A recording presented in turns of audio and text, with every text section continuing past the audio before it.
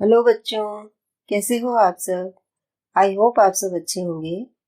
तो चलिए मैं आपको एक कहानी सुनाती हूँ। इस कहानी का नाम है शेर और बंदर। एक बार की बात है, बंदर और शेर में यह बहस होने लगी कि बुद्धि और बल में कौन बड़ा है। बंदर ने शेर से कहा, मुझे जंगल में किसी का भी डर नहीं है, क्योंकि मेरे पास बुद्धि है और मैं इतना बुद्धिमान हूँ कि मैं किसी भी मुसीबत से बड़े आराम से निकल सकता हूँ।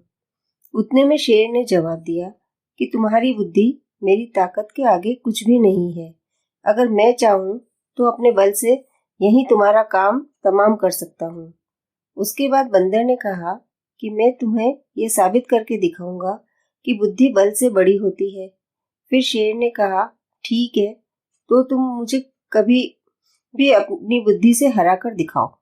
अगर तुम ऐसा कर देते हो तो मैं समझ जाऊंगा कि बुद्धि बल से बड़ी है।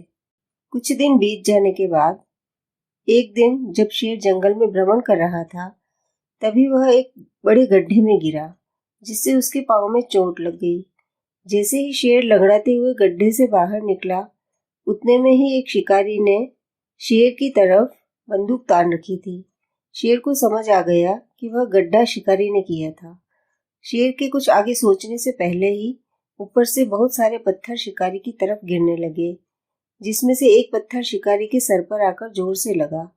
ये सब देख शिकारी भयभीत हो गया और घायल अवस्था में वहां से भाग गया। शेर इससे पहले कि अपने मन में कुछ और सोच पाता, तभी बंदर ने पेड़ से शेर को आवाज लगाई, क्या हुआ आपकी ताकत को आज राजा जी? आपकी ताकत आज आपके काम नहीं आई क्या? तभी शेर ने बंदर से कहा, तुम यहाँ कैसे?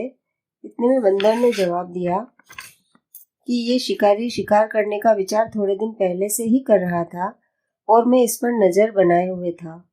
मुझे पता था कि यह आज आपका शिकार करने यहाँ आएगा, इसलिए मैंने पेड़ पर बहुत सारे पत्थर इकट्ठे कर रखे थे ताकि जरूरत पड़ने पर इनका उपयोग किया जा सके। इसके बाद शेर को अपनी गलती का एहसास हुआ और उसने बंदर से कहा कि तुम सही थे कि बुद्धि बल से बड़ी ही होती है।